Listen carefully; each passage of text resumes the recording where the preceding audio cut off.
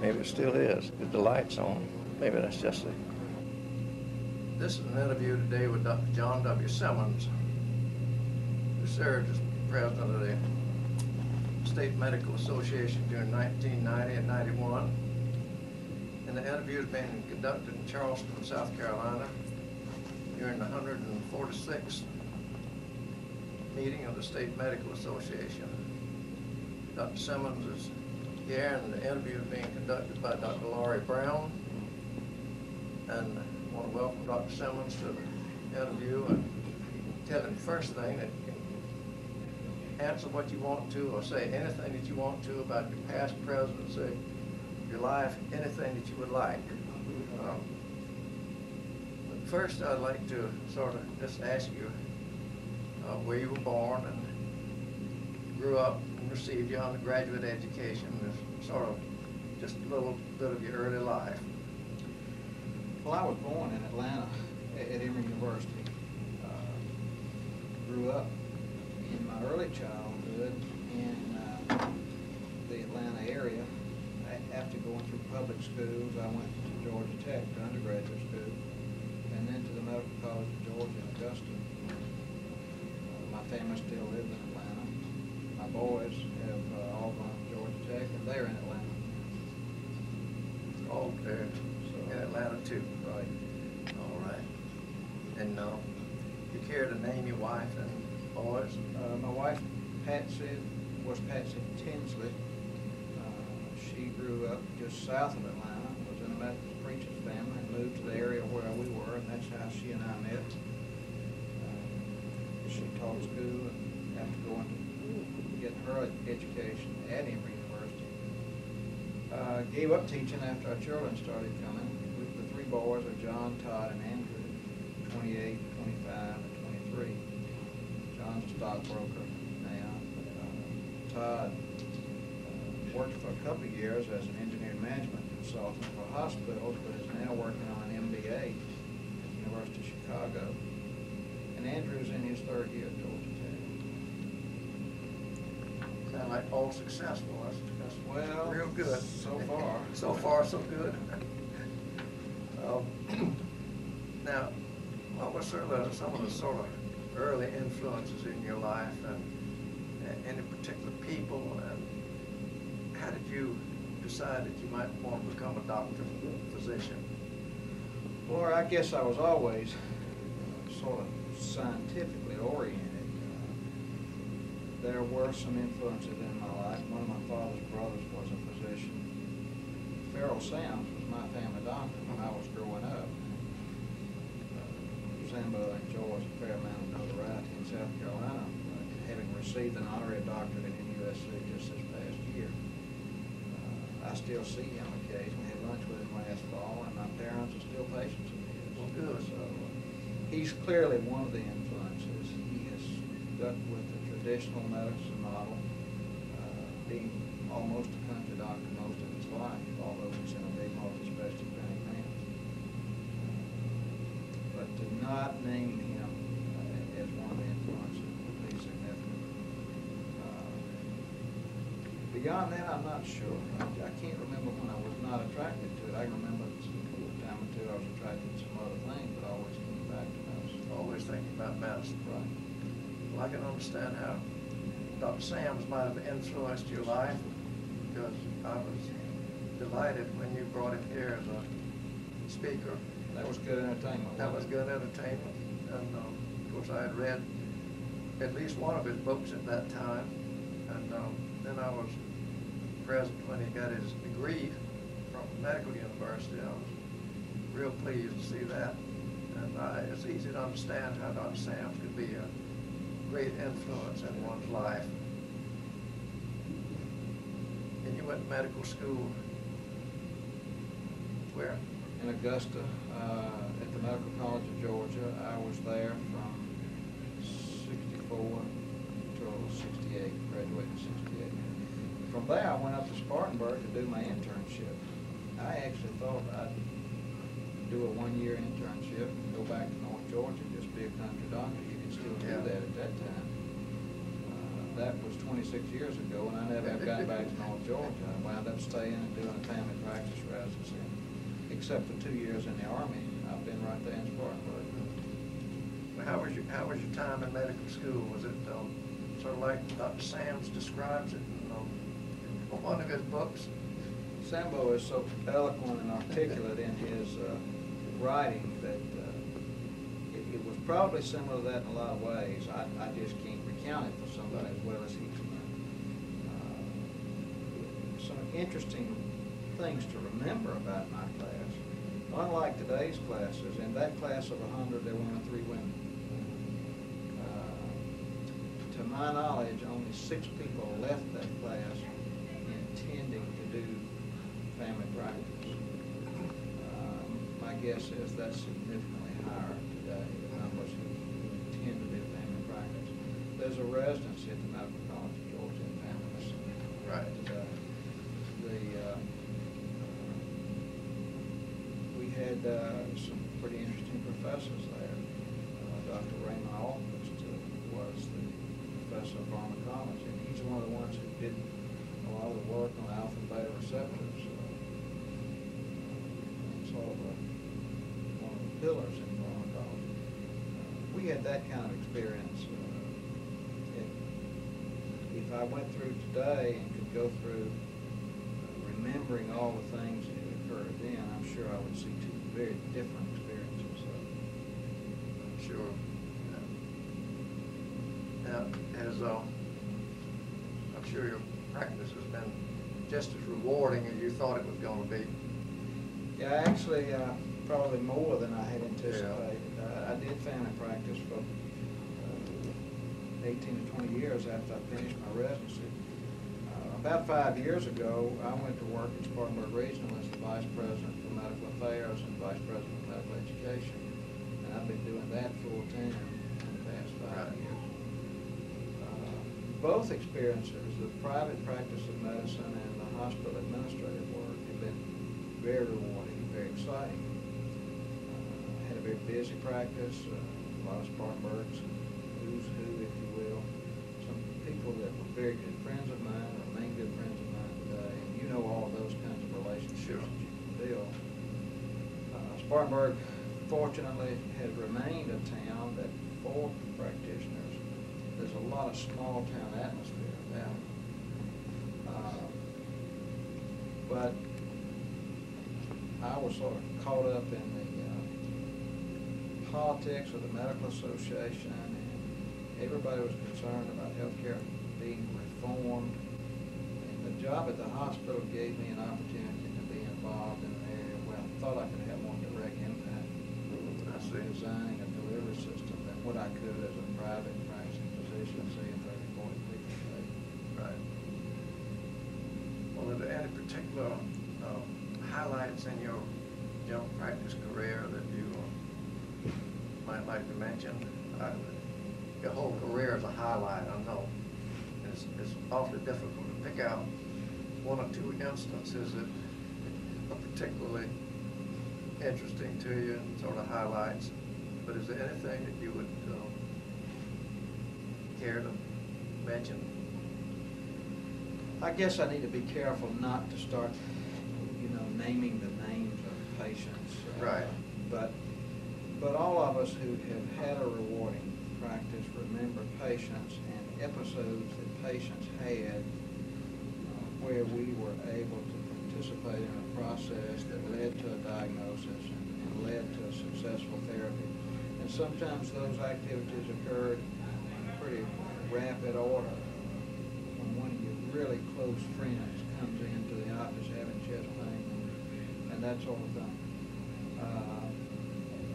Again, we've all had those experiences where we walked through the path of despair with folks when there was not a therapy to deal with the diagnosis that we came up with.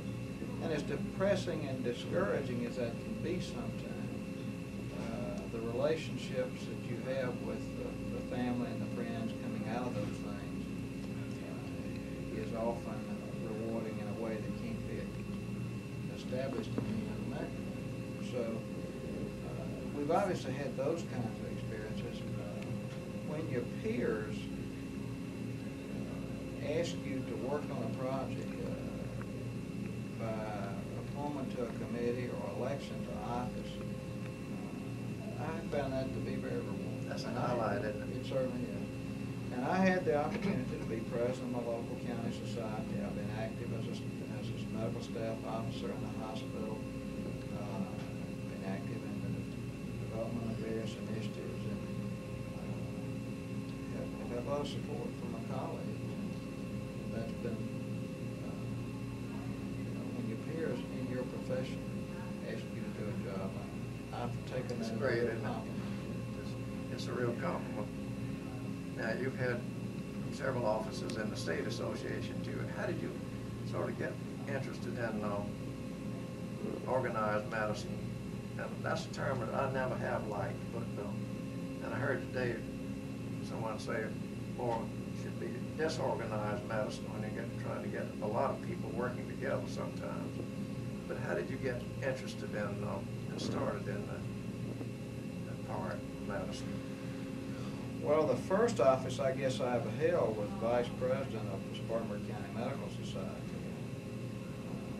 Again, I'm not sure I could remember how far back that was or how it came to be, but once I was elected to that office, there was a natural progression to become president of the society, and the medical society officers in Spartanburg have always been pretty active in the South Carolina Medical Association. So early on, I was asked to or appointed to come to the SCMA as a delegate.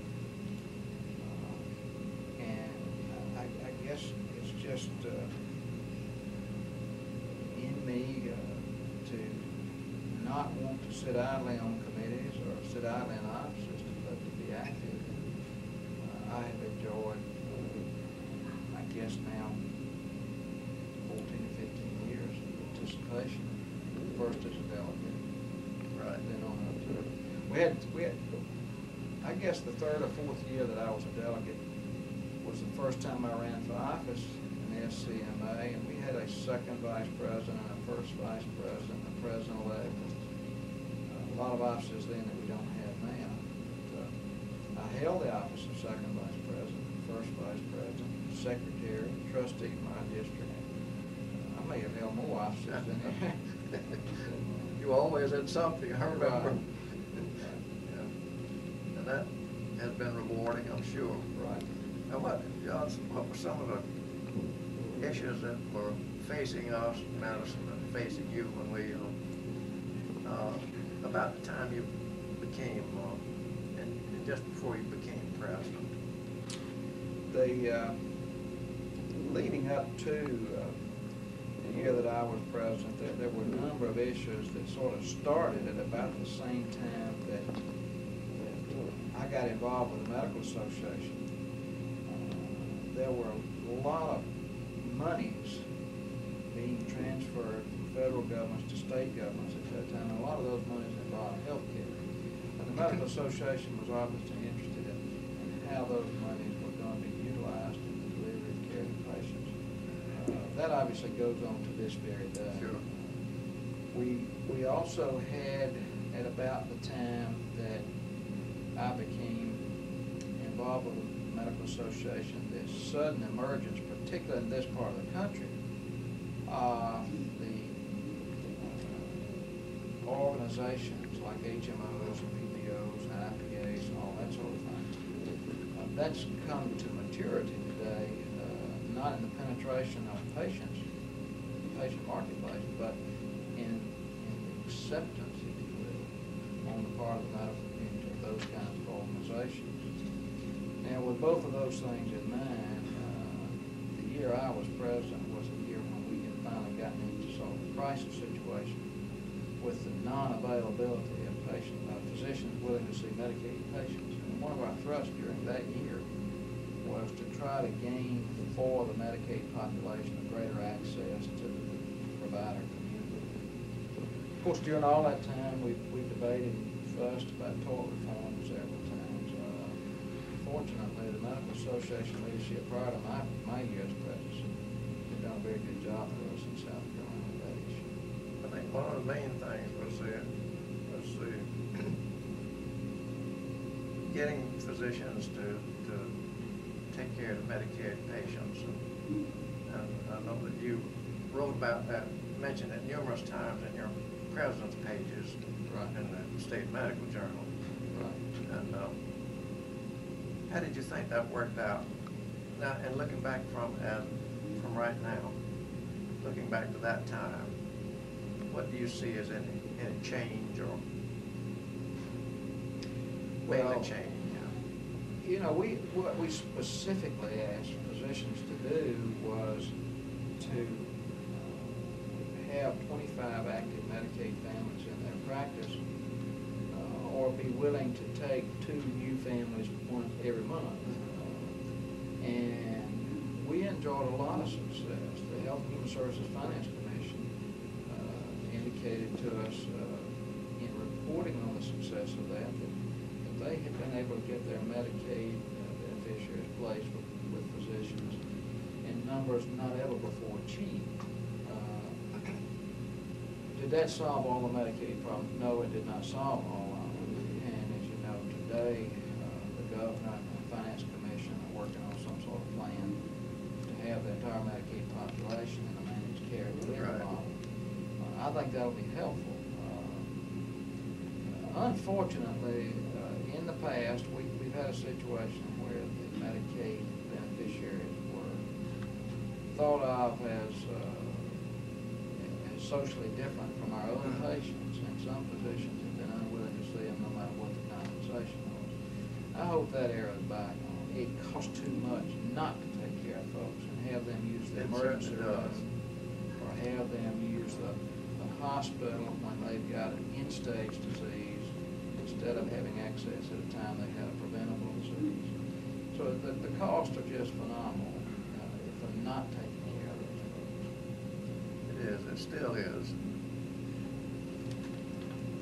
There were several other things. Well, your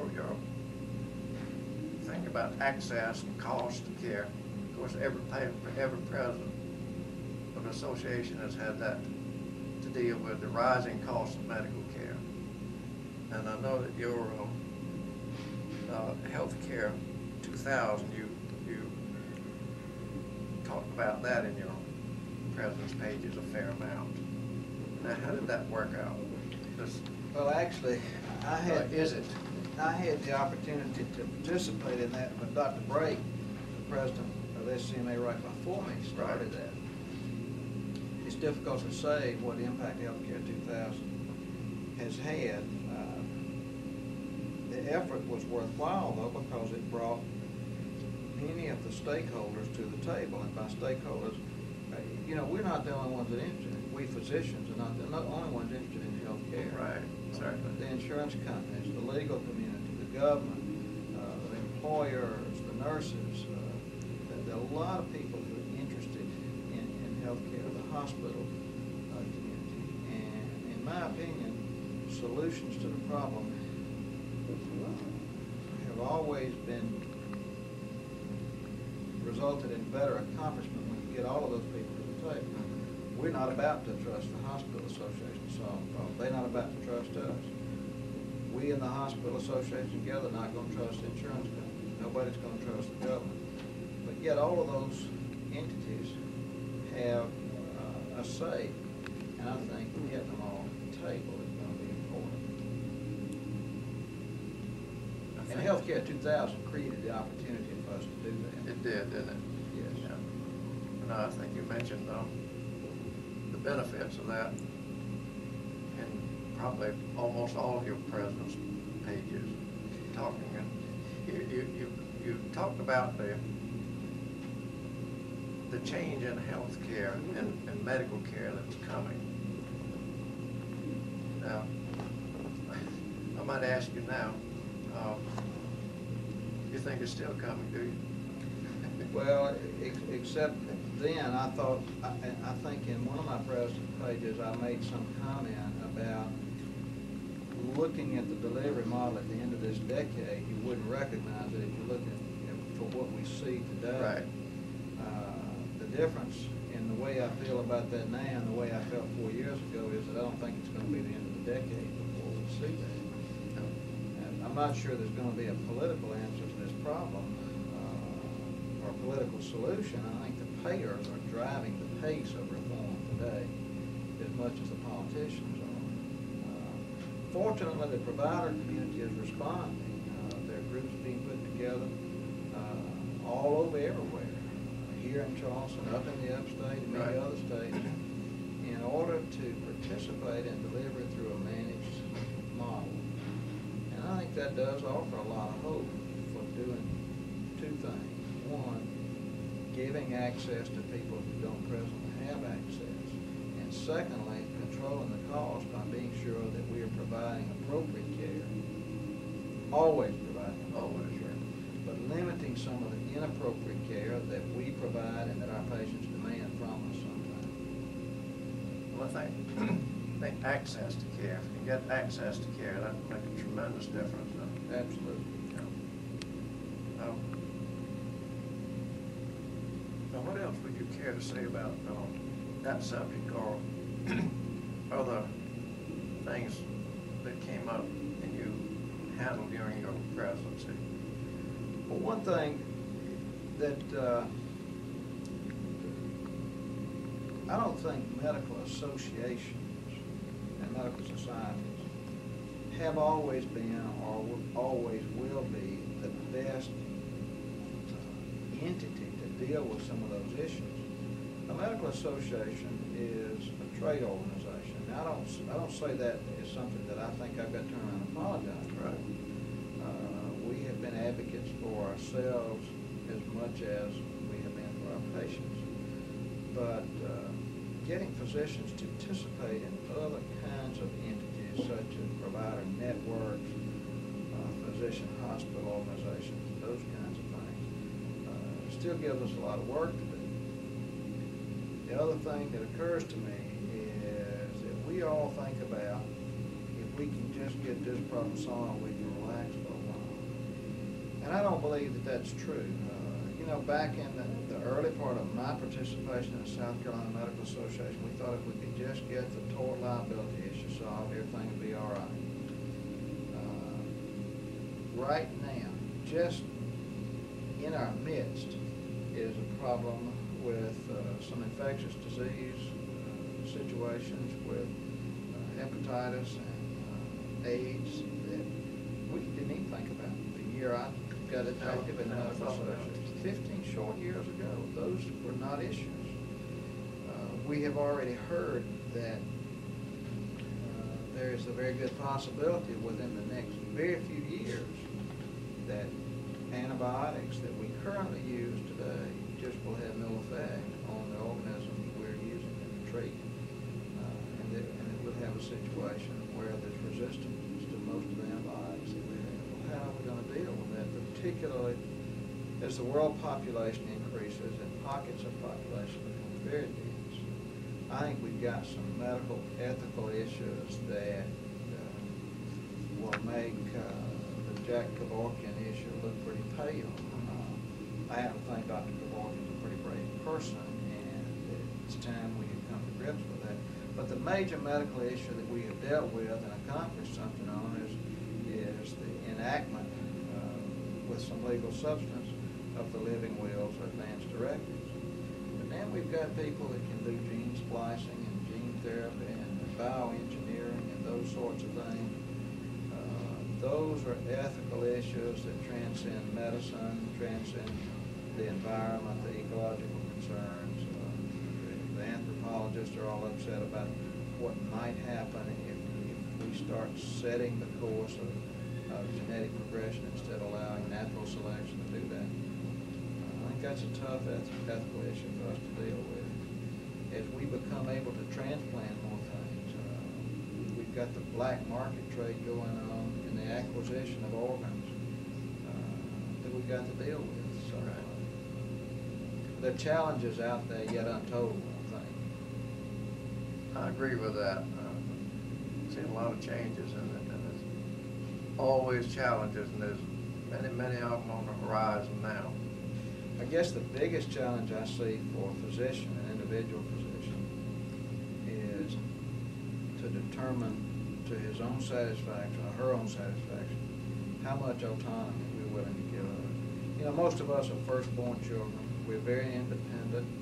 The medical school and residency experience makes us more independent.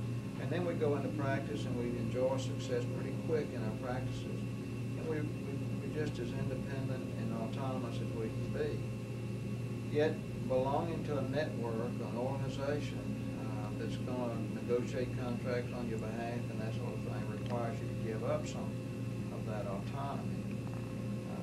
Professionalism, if you look up a definition of profession, a lot of the words used in the definition relate to independence and autonomy. How can we find ways to maintain the best of our professionalism and at the same time join together to gain some efficiencies and some quality in the system? Tough issue. Tough issue. Difficult area. But it's looks like it's got to be done. You think? I don't think there's any question but what it has to be done. And you know, 400 or 500 years from now, the historians will look at this era, I think, and be amused and curious about the scientific pinnacle that we have arrived at in healthcare with the things that we are able to do, and yet we've done it with what's essentially a cottage industry. And now that we've got all these technological tools and medications and procedures and processes that we can do, the most difficult task may be to take that cottage industry and forge it into a system that does meet the needs of a population. I hope I live long enough to see how the historians treat us in our attempt to do that. I hope you will too. I'd like to, but I don't intend to live too many more 100 years. Well, in the 15 years since I've been in the Medical Association, you know, the average lifespan of folks has gone up significantly. It has. It has. And that was going to be one of my questions for you too. You mentioned Dr. Jack Corkin, who is the, quote, assisted suicide doctor at the moment. And now, do you foresee any way of rationing medical care and determine, in a nutshell, who lives and who dies, or when who lives and who dies? And how much are we going to spend on a life that has been lived but has ended except for a bunch of machineries? The living will that you're talking about. Well, Laurie, you know, there's already been a lot of work done on that, and I think we're on the threshold of having solved that problem for most people. It turns out one of Dr. Kevorkian's cases was a 23-year-old man, I think, with a demyelinating disorder, for which there was really no hope for any cure. A number of people have said that we spend 90% of our total lifetime health care expenditure in the last year of our life, and that we spend 40% of our total lifetime health care expenditure in the last 30 days of our life. Recent study done about 16 months ago in Florida, patients with previously diagnosed malignancies that have had a treatment failure, and with the recurrence they're admitted to intensive care units. Over half those patients die in the intensive care unit. 3/4 of them are dead in 90 days. For the hematologic tumors, the annualized cost for that care is $460,000. Right. For solid tumors, the annualized cost of that care is $99,000. And those patients are going to be dead in spite of that. And yet, in South Carolina, 50% of our children who are 2 years of age are inadequately immunized.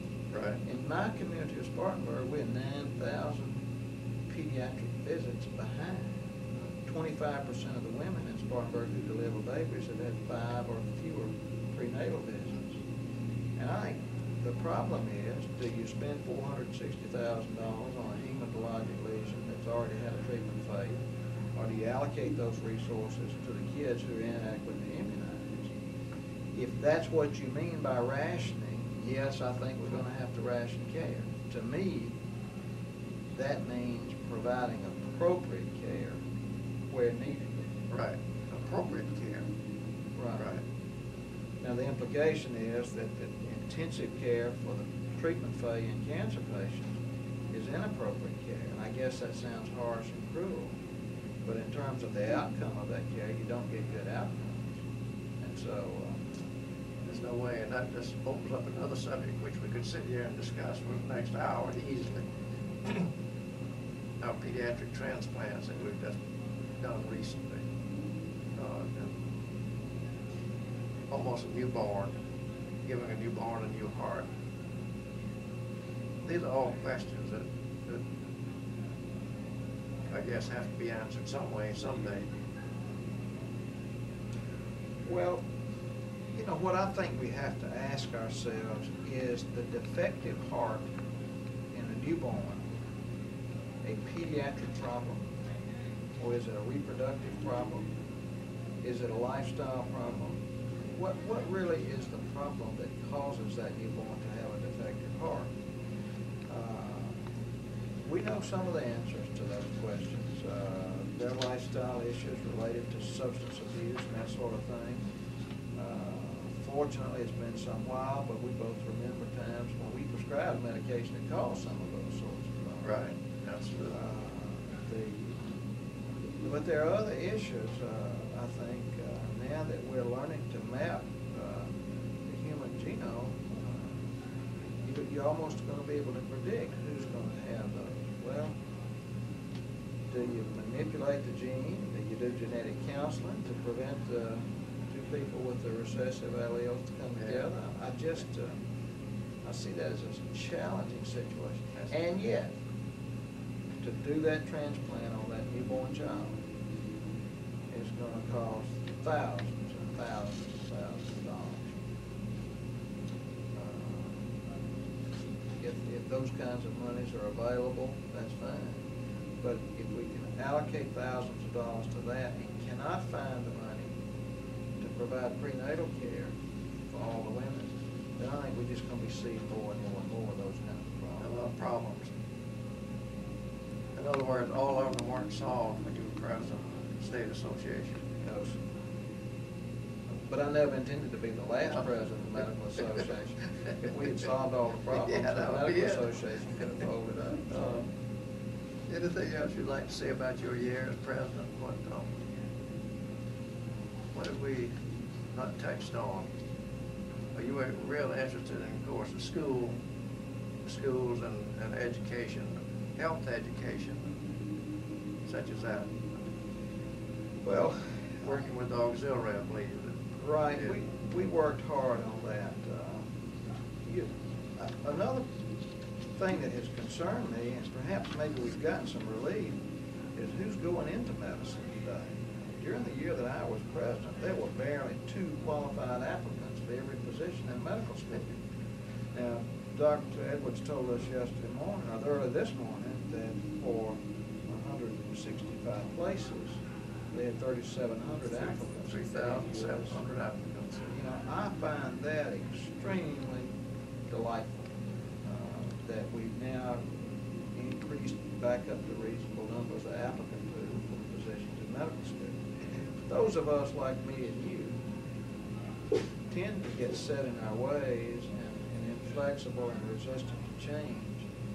And as new delivery models come into place, if we're not training and bringing young physicians into the delivery system who are willing to work in those new models, then I think we're going to be in serious trouble. Serious trouble. I really think, not just because we're going to be gone and they're going to be here, but the younger physicians, with some of their idealism, some of their fearlessness about new models, their willingness to accept new paradigms much quicker than we will, provides a lot of hope for our profession. I feel the same way. And I think whatever we do with healthcare reform, we've got to continue to maintain opportunities for younger and younger people to come into our profession. Do you think there's anything that you might have done different or would like to have done differently during your year as president? Since you're looking back on it after these few years now. Well, I could give a selfish answer to that question, for sure. As you can see from one of my president's pages, the comment I made a while ago about the healthcare delivery system looking different. Physicians Care Network that we're developing in this state now is one of those things that looks very different. I don't think we could have done that 5 years ago.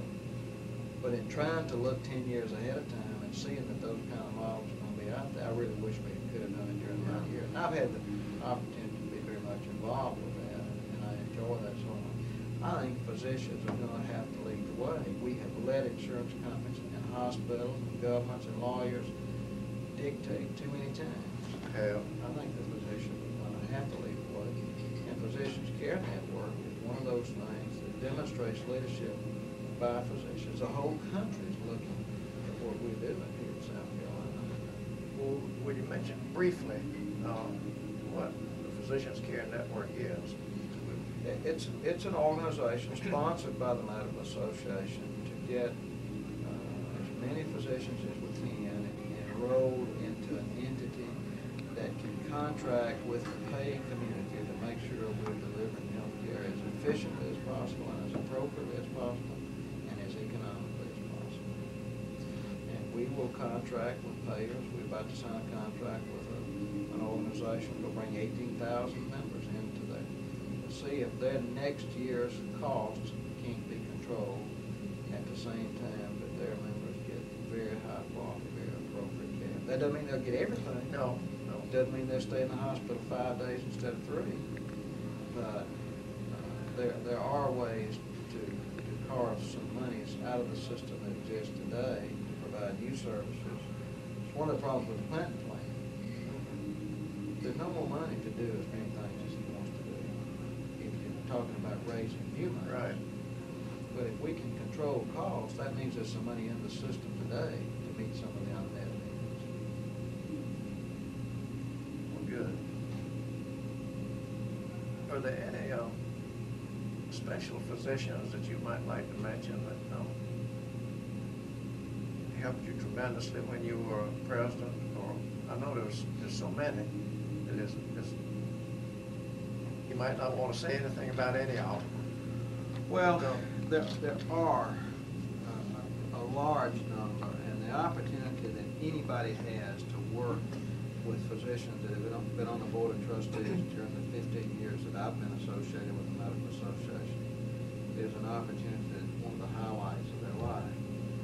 There's one that has been a mentor and a source of encouragement, a source of stimulation, a source of support, a sounding board when things didn't go well, and that's Dr. Uta Coffin. It was right up there in my own community.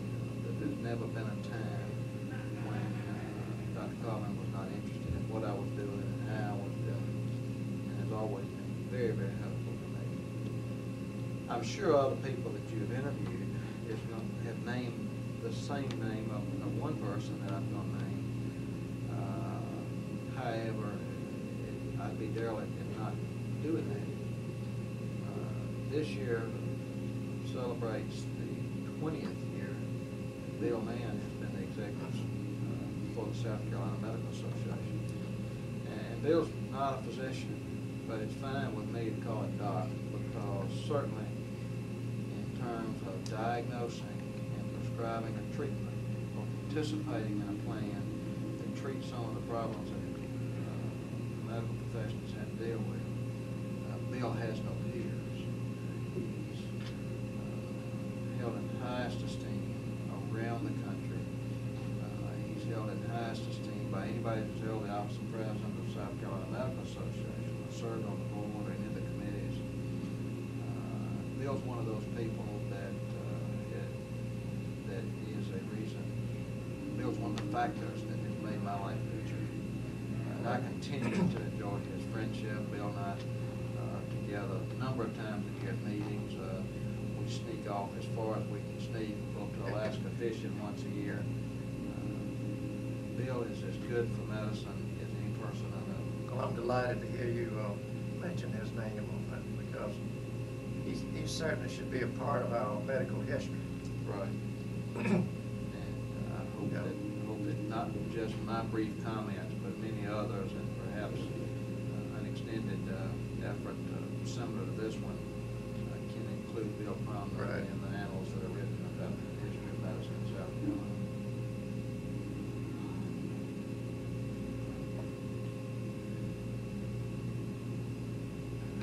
What are our major issues today? Major issues facing medicine. We've been over it, but if you give me a little quick summary of what Well, the major issues facing medicine today,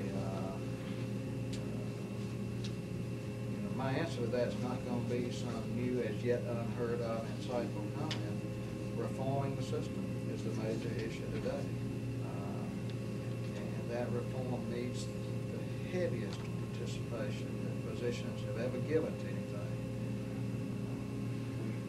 And it needs some soul searching by physicians as we transition from the cottage industry to a system model.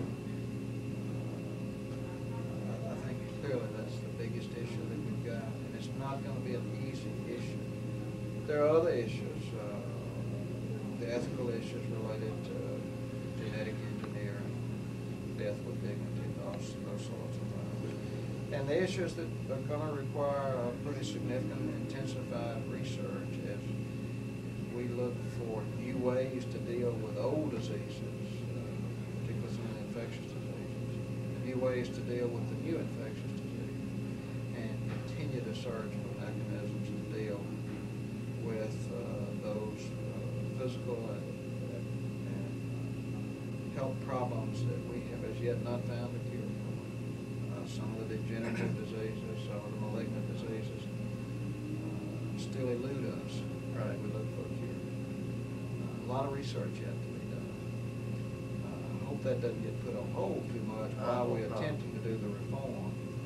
And then finally, but not low in importance, is our need to continue to educate and keep bright young people coming into the healthcare system. Well, our number of applicants, like I say, for the number of positions we have in medical school now for next year, is to me a real good sign. Yes. A real good sign. Absolutely. And let me say, I mean, you said you hope you not going to live too many more 100 years. I hope we don't. How can I say this without coming out wrong? There are those, you imply that you're already at an advanced age, an advanced point in your career when you say that. If you look at the Farrell Sams of the world, who's in his 70s now, the Lewis Thomases of the world, if we abandon the wisdom of people like that, then I think we're giving up one of the best resources that we have. In many ways, as reform takes place, we're going back to a system that takes care of every patient the way the Farrell Sams of the world took care of every patient, regardless of that person's. We're also going back to, I hope, a system where we stress the importance of caring as much as we stress the importance of curing. We get all tangled up, tied up in our technologies, and we have a doctor who thinks that a heart gets up and goes to work every day. Patients get up and go to work every day and take their heart with them. So I hope the wisdom of those people who have been some of the leaders in us will continue to be a resource and help us keep the best that we've had in us as we go into new models. I appreciate people like you who have been one of those people. Well, thank you. Appreciate that compliment. Anything else that you can think of that you might like to add for posterity, our history? Well, John Simmons is not a native Sandlander. John Simmons grew up, I guess I'm a Georgia cracker. But I've been gone from over there for 26 years, and the prospect of leaving Spartanburg is one that might be very positive to me. It never occurs to me that I'd be anywhere but in South Carolina. And I do in so many ways feel adopted into a kinship with the South Carolina community. And to have had the opportunity to participate with the Medical Association, to be in the leadership of the Medical Association, and ultimately as president during one of its years is an experience that's very dear to me. And you know, if the historian wants to compliment the short redheaded guy that did it one time, even though he didn't grow up in this state, that would be fine. Well, great, great. Now, thinking about that, I think that I'll ask you one more question. Looking back on things, would you do it all over again? Absolutely. A scanty minute. Absolutely. I don't know if I could do it better or worse if I did it over again. Would you do it over again? Yeah, I'd probably do it different, but I'd do it over again. Dr. Simmons, thank you very much for this interview. Well, thank you. I enjoyed talking to you. After the tape's off, I'll tell you, I'm sorry it took you so long to hem me up and get it done. Well, it's just not easy to get done. Not easy to get